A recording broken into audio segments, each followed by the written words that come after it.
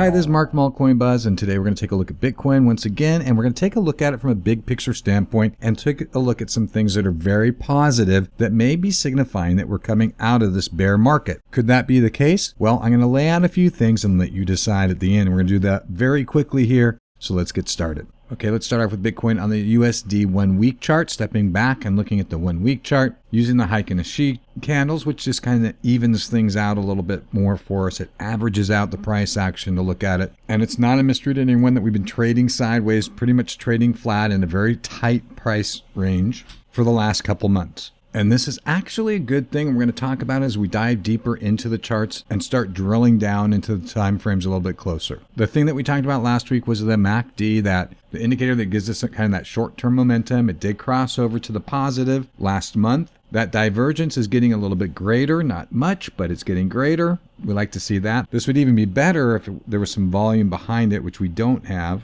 And some of the other indicators are just starting to tick up to the positive on the 1 week chart. So that's a good thing, because remember, we look at the larger time frames, the monthly, the weekly, the daily, compared to the 4 hour, being a lot more reliable because a lot of things can happen in a very short time frame and even show a lot more volatility. But when you average it out throughout the day or the week or the month and start looking at it from larger time frames, there might be a little bit less happening, making that data a little bit more reliable. And now if we drill into it on the 1 day chart, this is actually the regular candles now that we're looking at. You can see that flattening out on the 1 day, and we're looking at whether or not we can break out of this to the upside or whether or not we're going to break out of the downside. And one of the things that I've been talking about is I was looking at this from a bear standpoint, just because we've had this descending triangle for so long, and the concern being that as you come into the end of the descending triangle, the propensity to break out of that descending triangle to the downside is greater than the upside, because you're not making higher highs. You're just testing this support level each time. And the more you test it, the weaker it becomes. Now, the other thing is, when does this not become a descending triangle? Well, it doesn't become a descending triangle when you break out of the descending triangle. And it doesn't matter whether you break out of that descending triangle sideways, up or down, you're breaking out of that descending triangle. So if we continue to trade sideways for a while, this triangle becomes invalidated. And then that means that the risk that we had of coming down and testing the support level once again would be less and less. And even if we did, that support line could still hold up. The other thing is, as we've been talking about on the Wyckoff theory, this kind of trading action, when you start getting sideways on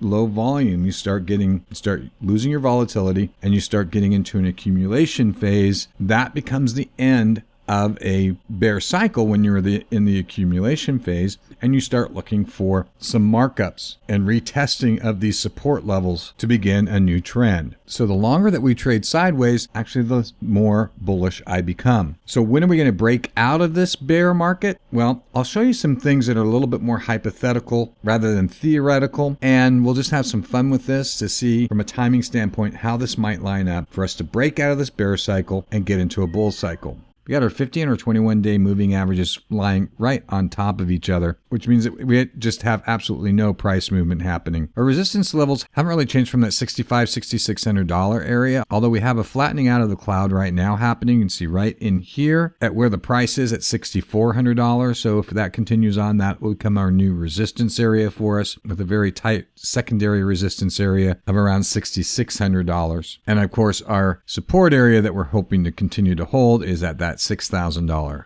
price point.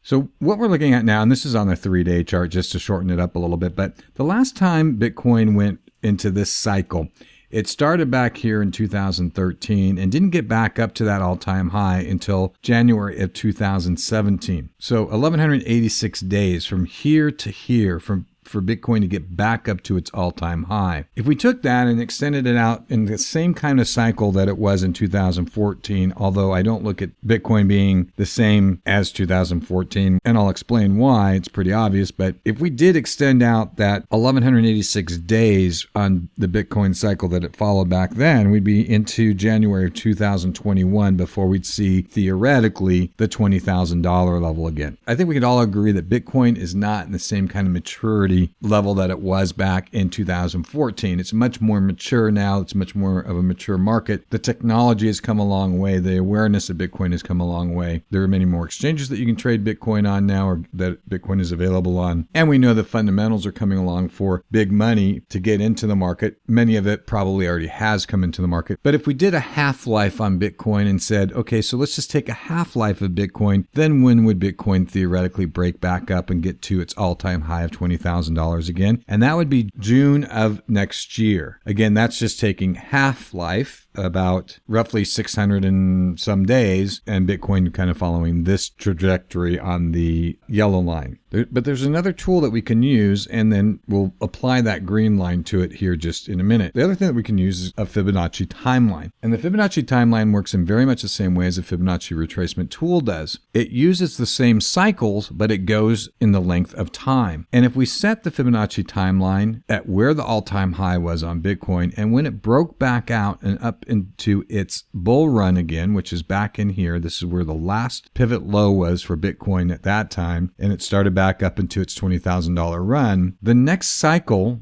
laid out by the Fibonacci happened back in May, and the next cycle is projected based upon the Fibonacci timeline again would be at the beginning of next year, sometime around February, which would then put us on this kind of trajectory in the green line to get back up to the $20,000. Now, obviously, Bitcoin doesn't have to get back to the $20,000. That's the area that we'd love to see it get back to, right? But if it doesn't get back there, and if the Fibonacci timeline is relatively accurate, and we take the green line down and keep it on the trajectory that Bitcoin seems to be following from a price range at this point in time, again, the half-life being right in the middle there, then theoretically, sometime in February, we could be seeing a price point of around $11,000 again. Now, if we want to have some more fun with this, we could draw the trend line to follow what Bitcoin seems to be doing right now, taking the lows and the highs. So that would take us somewhere to the end of December and theoretically take us to a price point of about $7,500. Again, not based upon any kind of technical analysis theory that is proven out. So just a hypothetical of what might happen over the next couple months.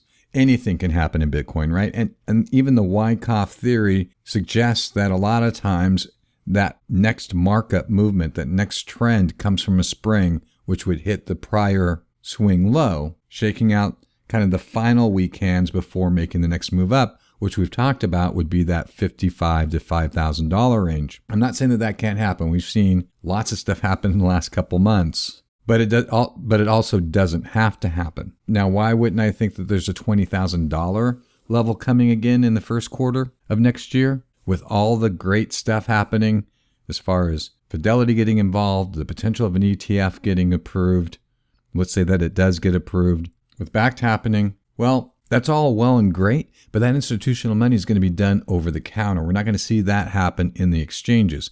Now, we do know that people are going to get excited if an ETF is approved. So if that does happen, I can certainly see the price of Bitcoin going up. And then if we can start seeing some of those higher lows and higher highs, certainly that puts us at that $7,500 to $8,500 range, right in that level, which will be very exciting. I'm just not so sure that's going to be high enough to bring those retail investors into the market as fast as it did last year and give us that parabolic rise that we had last year.